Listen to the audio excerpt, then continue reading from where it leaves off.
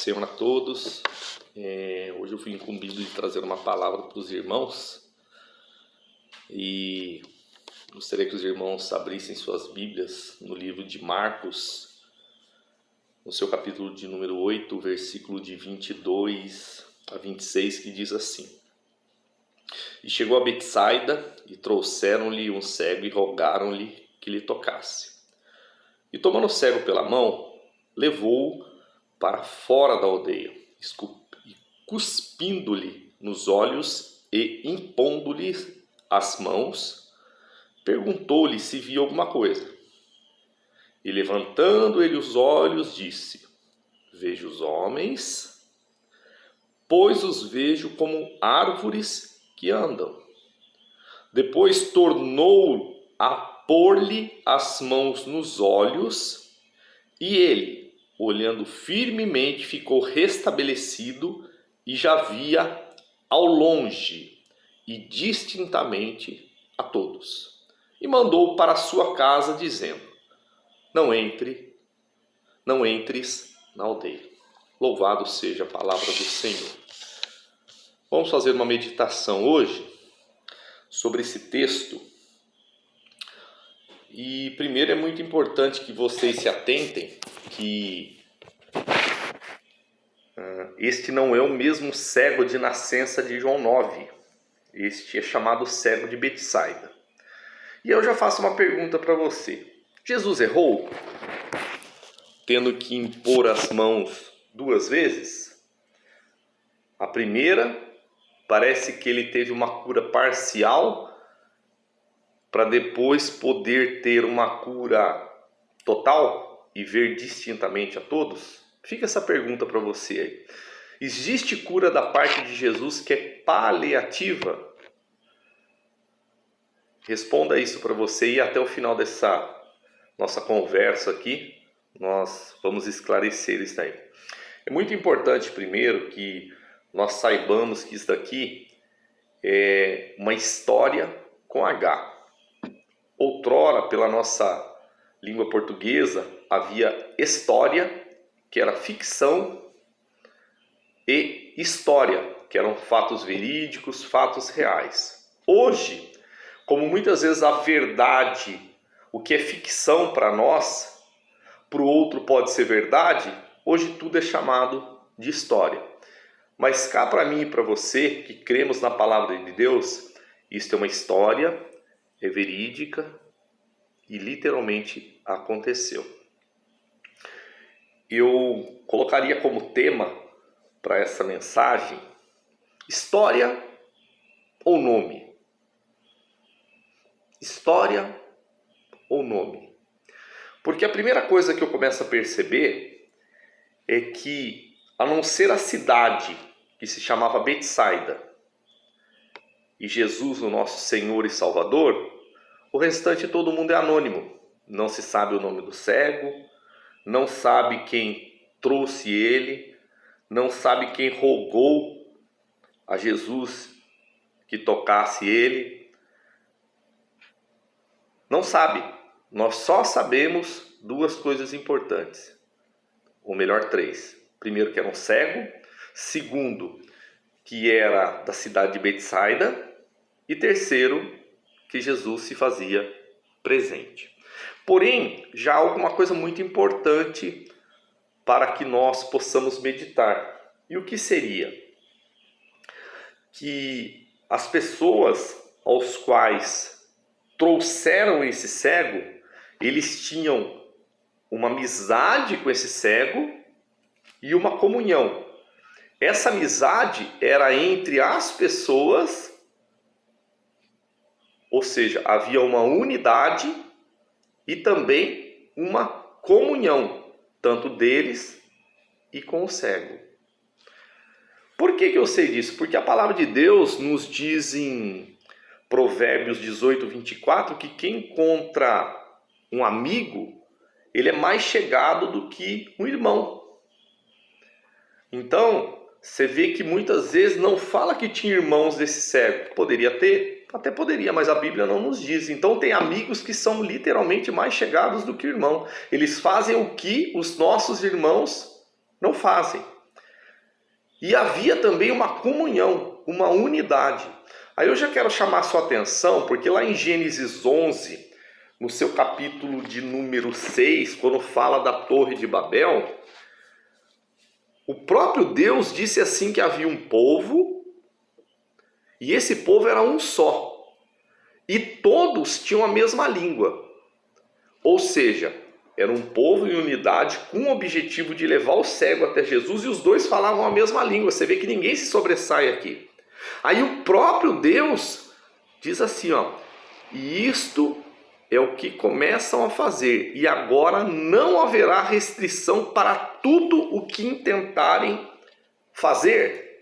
Ou seja, quando a pessoa tem o mesmo idioma, que se entendam, e fala a mesma língua, ou seja, tem o mesmo objetivo, o mesmo propósito, sendo que esse propósito está de acordo com a vontade de Deus para glorificar o nome dele, tudo que intentarem fazer, conseguirão. Sabe onde confirma isso na Nova Aliança, no Novo Testamento?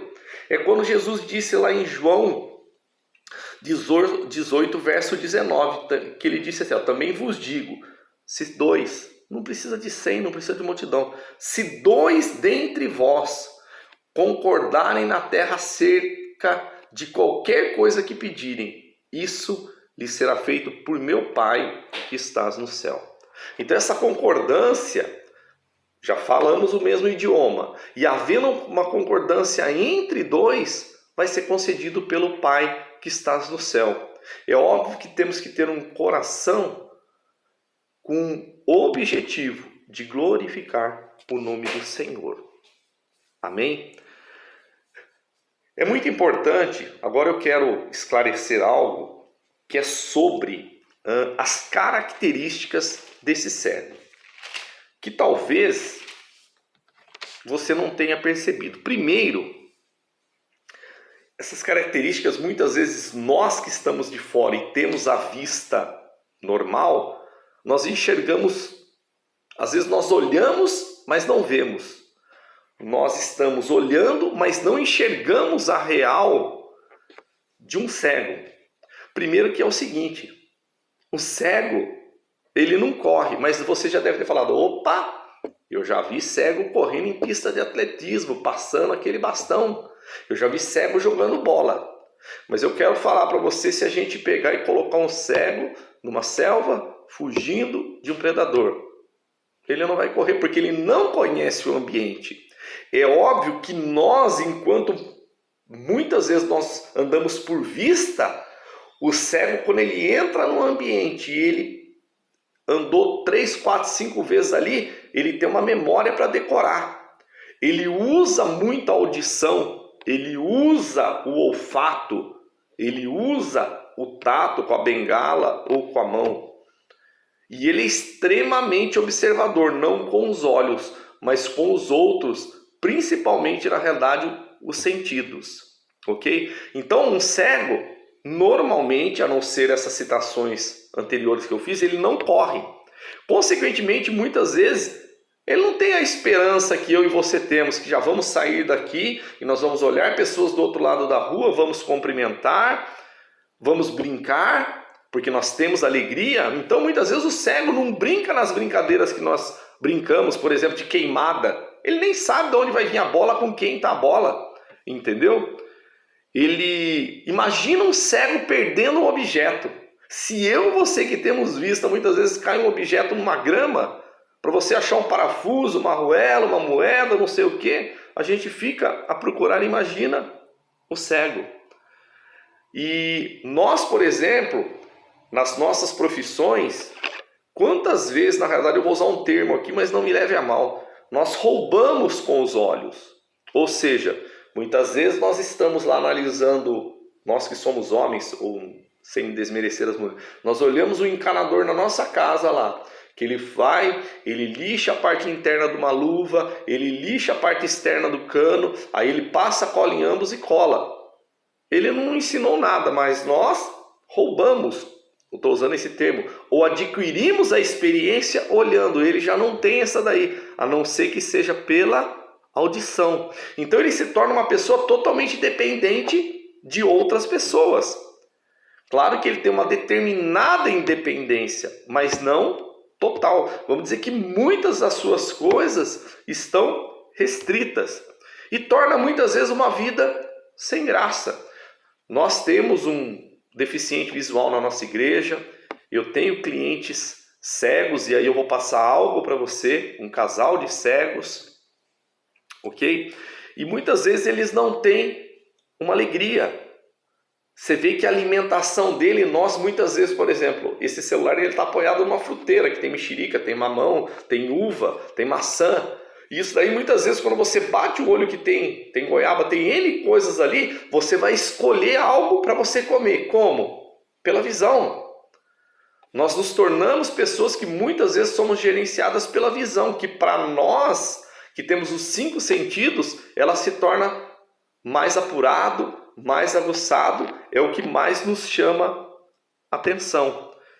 E por ele, na realidade, estar nessa condição, preste bem atenção, naquela época, e muitas vezes não foge de hoje, ele tinha uma vida sem graça, muitas vezes sem alegria, muitas vezes era excluído. Se tinha alguma coisa a fazer, ele era o último a ser chamado, estava no final da fila, porque muitas vezes, imagina lá, ele era um estorvo, ele era maldito. Mas eu quero chamar a atenção para você. Agora você imagina, e aí eu vou falar uma experiência pessoal, individual. Eu tenho um casal de clientes que eles são cegos. E graças a Deus, deu algo muito importante que eu acho que o cristão tem que ter quando ele quer saber a transparência. E uma vez eu perguntei, como é o sexo de vocês? E é muito lindo. Preste bem atenção, porque nós somos atraídos como homens pela visão. Já a mulher é pelo ouvido. Mas não que a mulher não se atraia também pela visão. Sim. Agora imagina o cego. Ele não enxerga. Então a visão está cancelada. Olha desse casal de cego que eu estou explicando. Está cancelada. Aí eu perguntei como era. Gente, é coisa linda. Por quê?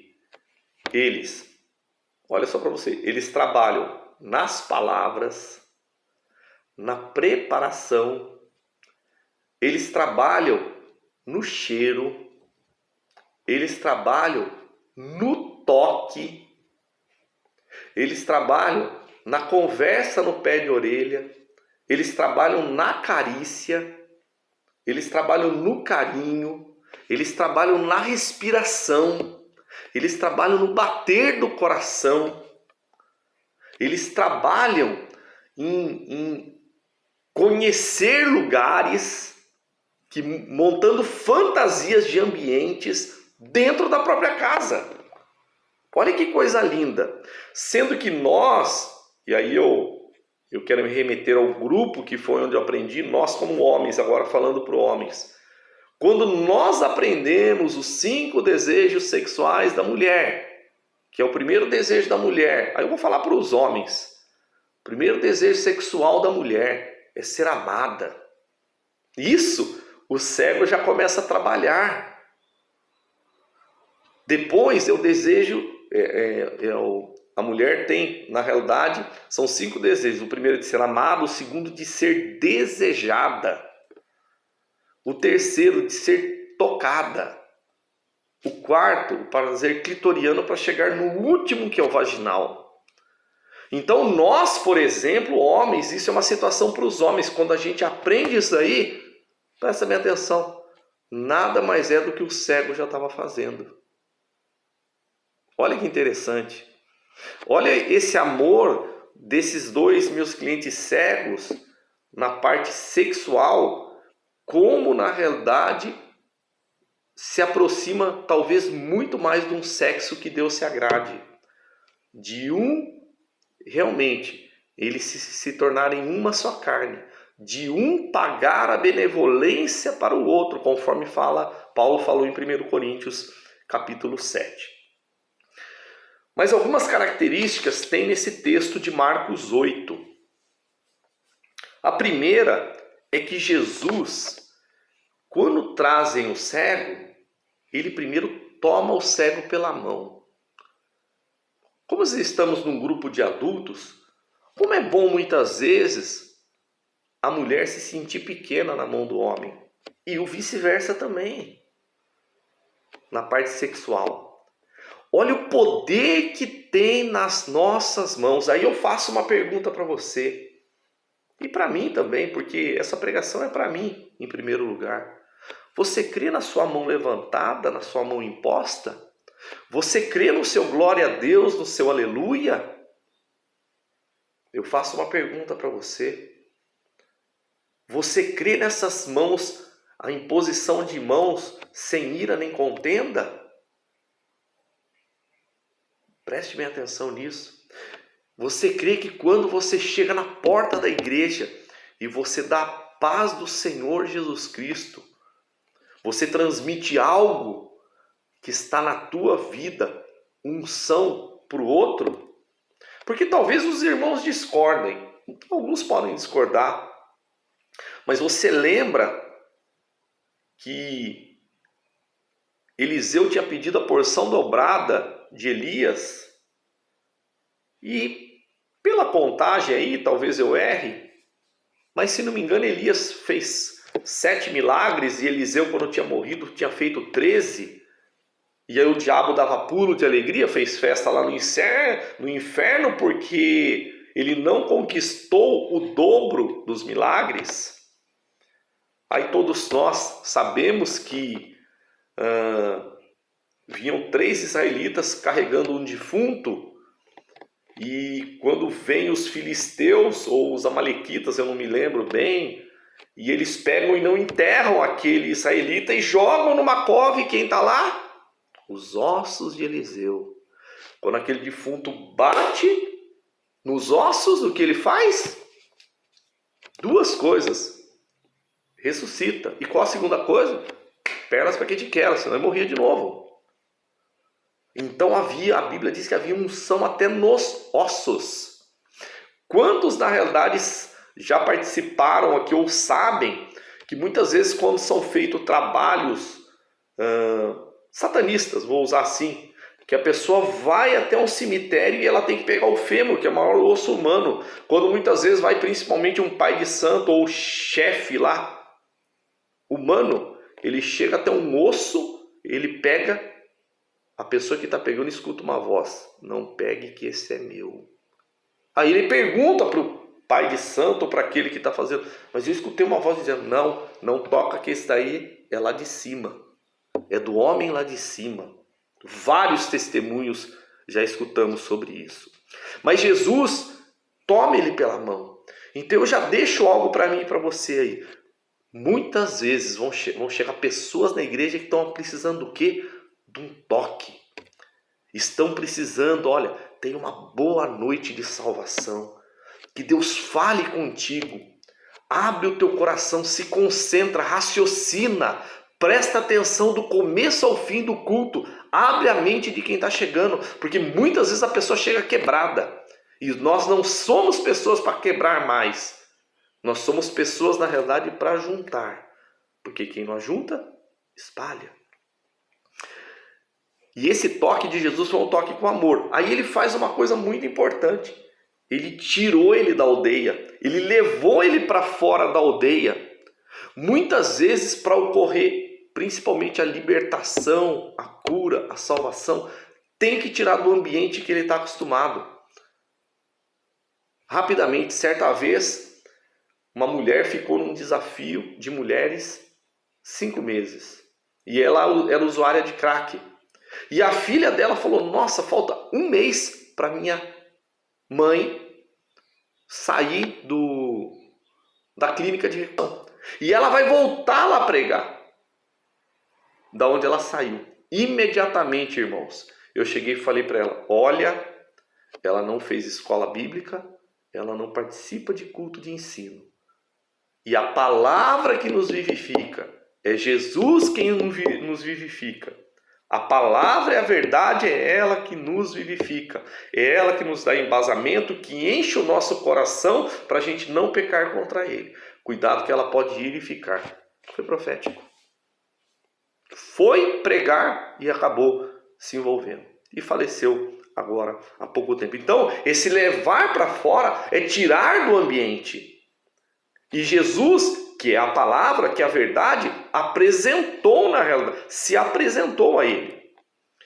E fez algo inusitado, como muitas vezes pessoas já viram algo inusitado de Jesus. Libera uma palavra, impôs a mão, traz uma palavra simples, curta, cuspiu nos olhos, faz lodinho e molha e fala, vai lá, lava no tanque de Siloé. E assim por diante. E ele impôs as mãos. O impor não é pôr. E muitas vezes nós temos visto obreiros que botam a mão e fica vibrando na cabeça do cara. Quantas pessoas apertam a têmpora? Quantas pessoas, no meio de obreiros, empurram? Por isso que é necessário muitas vezes a gente trazer uma palavra desse tipo para falar. Olhem o que os seus obreiros estão falando. Quantas vezes nós já impomos a mão e a pessoa ou repousa no espírito ou cai endemoniado. Precisa pôr? Não. Certa vez, olha, dinheiro é uma coisa que ninguém larga. Veio uma moça que ela foi ajudar com dinheiro um rapaz que precisava casar. O pastor impôs a mão achando que ela precisava de oração. Ela estava com o filho no colo, único filho. Ela esmoreceu, repousando no espírito, que eu fui segurando o filho e ela caiu. E da mão dela caiu R$50. Gente, bêbado quando cai, ele não quebra a garrafa. Agora presta bem atenção, a mulher largou o filho e o dinheiro a ponto da unção que estava na vida do pastor mediante esta pessoa.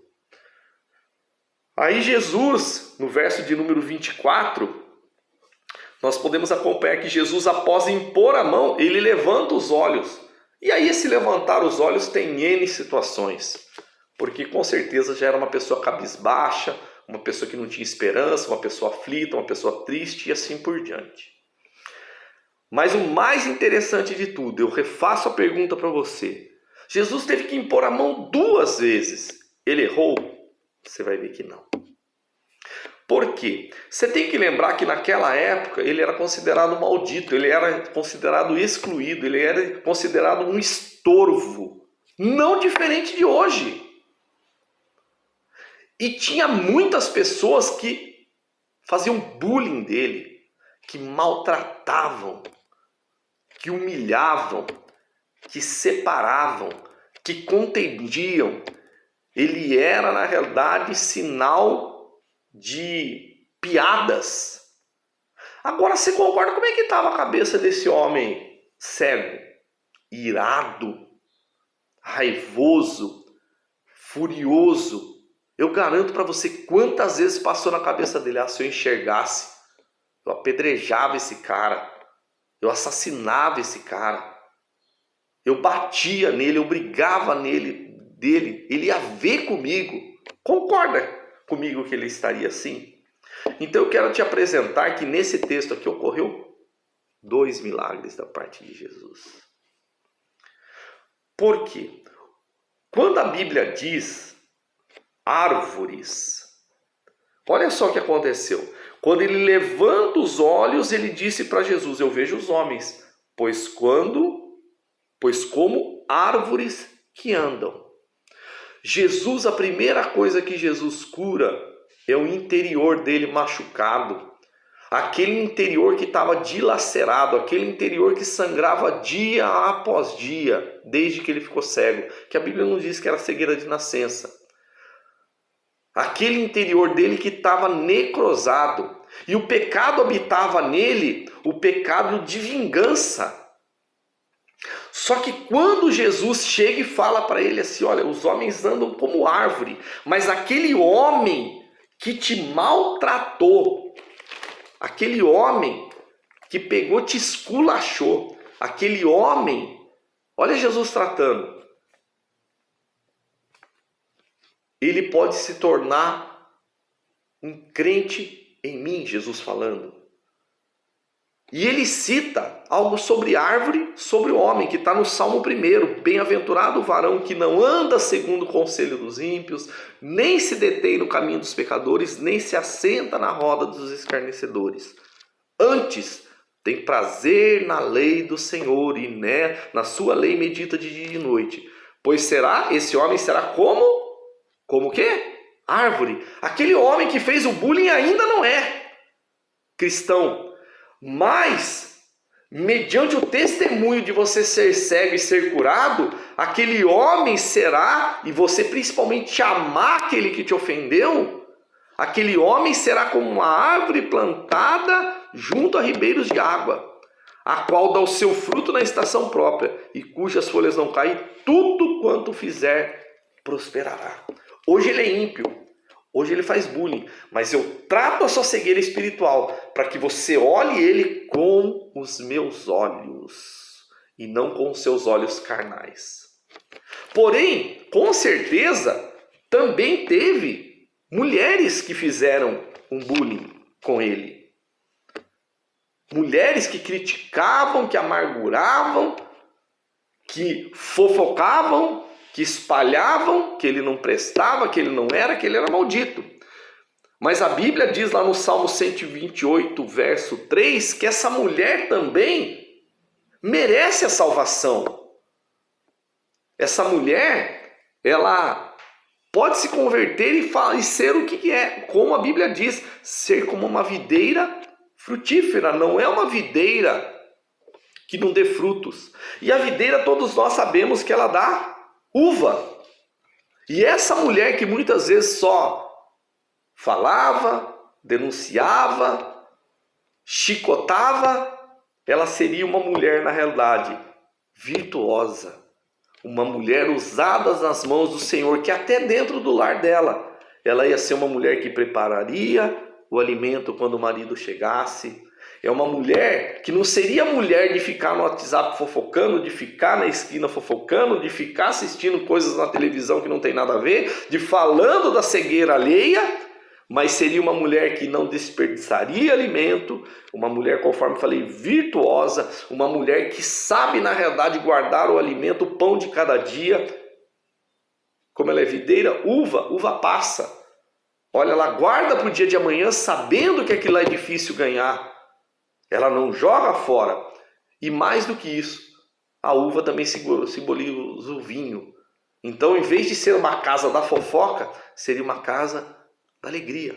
Mas com certeza tinha crianças também, meninos, adolescentes, jovens, filhos de pessoas que, acompanhando o que o pai e a mãe faziam, também entravam na mesma piada.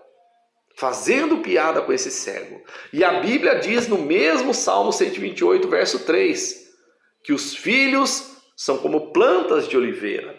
E a oliveira, todos nós sabemos que ela dá azeitona, que ela faz o azeite, que simboliza o Espírito Santo. E essas crianças, em vez de na realidade ter uma vida, entendeu, de fluxo, de funk, de bebedeira, de cigarro, de maconha, de prostituição logo na sua adolescência, eles teriam vida por causa do Espírito, por causa da unção, por causa do azeite que simboliza o Espírito Santo. E seriam crianças cheias do poder. E esse poder é o que quebra o jugo de Satanás. Mais do que isso, o azeite serve para cura. Pessoas curadas, crianças curadas, curam outras pessoas. Serviria como alimento também, porque o azeite serve como alimento.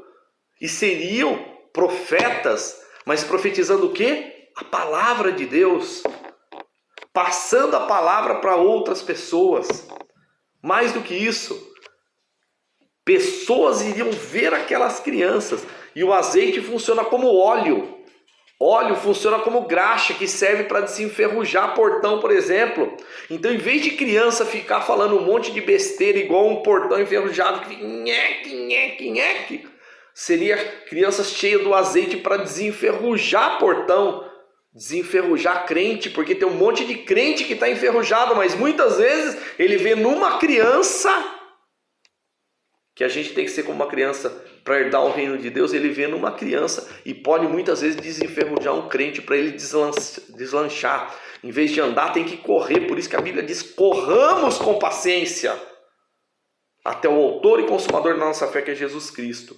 E mais do que isso, o azeite, quando mistura com a soda cáustica, serve, faz o quê? Sabão, para lavar crente que pecou.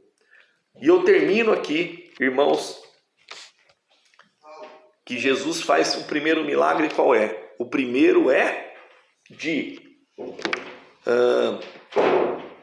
tratar da parte espiritual, para depois devolver, na realidade, a parte física dele.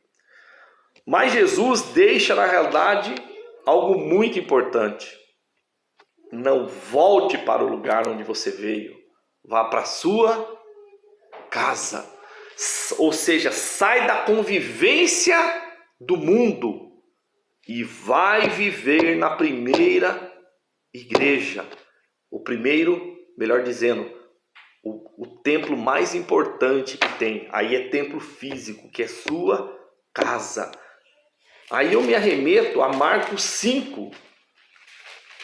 Marcos 5, que fala sobre o endemoniado gadareno. Aí lá no verso de número 19, Jesus fala também para aquele que era endemoniado gadareno: vai para a tua casa, para os teus, e anuncia-lhes quão grandes coisas o Senhor te fez e como teve misericórdia de ti. Ou seja, tanto aquele pregador quanto este antigo cego ou ex-cego de Betsaida, Jesus disse assim: vai para a tua casa, restabeleça a comunhão dentro da tua casa, seja um pregador, mostra como Deus teve misericórdia de ti.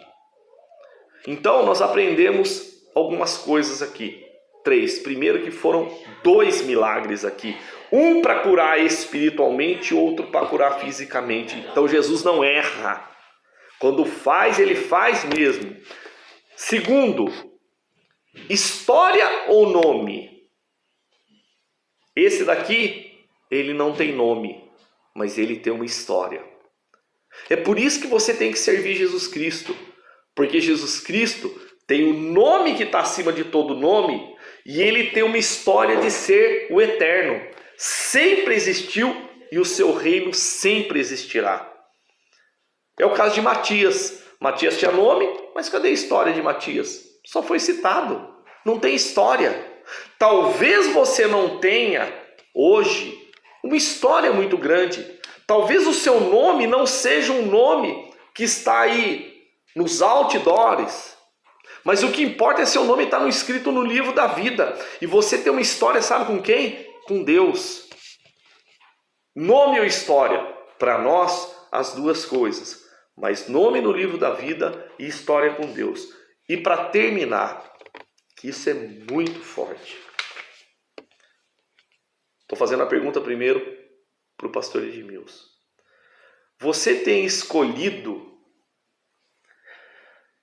para quem você vai pregar, e você tem escolhido, ou você tem determinado quem você quer que seja salvo? Pense nisso. Porque quantas vezes nós fazemos